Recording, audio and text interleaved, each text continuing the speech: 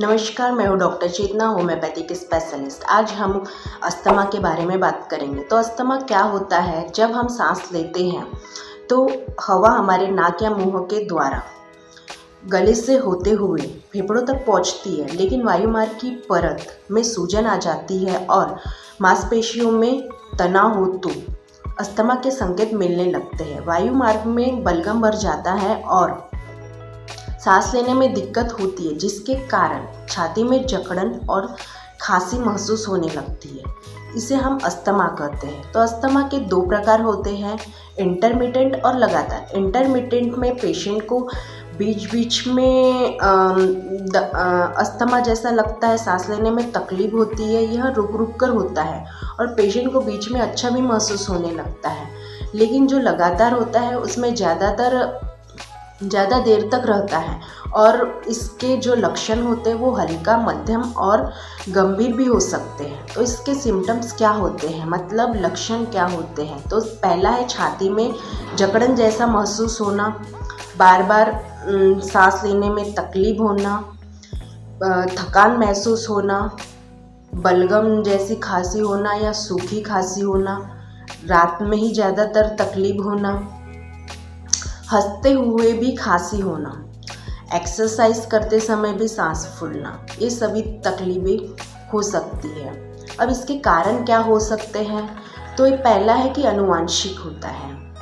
Viral infection के वजह से भी हो सकता है, रेस्पिरेटरी इन्फेक्शन के वजह से भी हो सकता है, मौसम के बदलने के वजह से भी हो सकता है, एलर्जी के वजह से भी हो सकता है। तो इसमें उपाय क्या करें?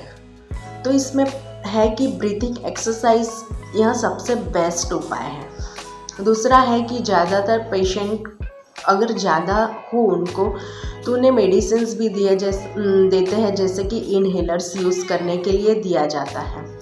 तो अब इसमें हम परहेज क्या करें? पैकेट बंद वाले फूड अवॉइड करना है, ठंडी चीज़ें अवॉइड करनी है, खट्टी चीज़ें अवॉइड करनी है, जैसे कि अचार, नींबू। ऑयली चीज़ें अवॉइड करनी है, अल्कोहलिक पेशेंट को अल्कोहल अवॉइड करना है, मूंगफली अवॉइड करनी है। अब इसमें हम घरेलू इलाज क्या करें? तो हम इसमें अदरक का इस्तेमाल कर सकते हैं। अदरक के छोटे छोटे टुकड़े करके उसको पानी में उबाल कर पानी ठंडा होने के बाद ले सकते हैं। दूसरा है लहसुन को 1 गिलास दूध में गर्म करके ठंडा होने के बाद ले सकते हैं।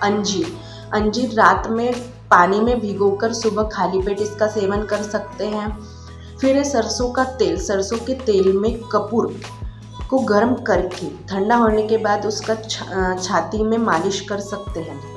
और इसमें एक सबसे बेस्ट उपाय है कि अगर पेशेंट को बहुत ज़्यादा तकलीफ हो और उस टाइम पे उसके पास कोई दवाई ना हो, तो आप भीमसेन करके कपूर आता है, भीमसेन कपूर और लौंग को एक पोटली में बांधकर पेशेंट को जोर जोर से सांस लेकर उसे सूंघने के लिए बोला जा सकता है।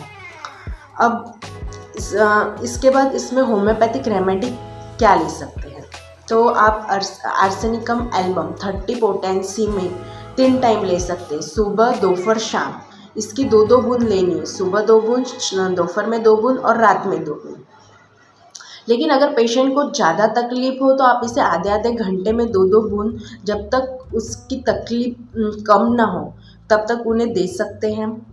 दूसरा है कि अगर पेशेंट को गैसेस हो गई हो और पेट में फूलन हो तो आप उसमें कार्बोवेज का भी इस्तेमाल कर सकते हैं। जब तक पेशेंट की गैस कम ना हो, दमा कम ना हो, तो उसको आधे घंटे में दे सकते हैं। तो आई होप आपको ये वीडियो पसंद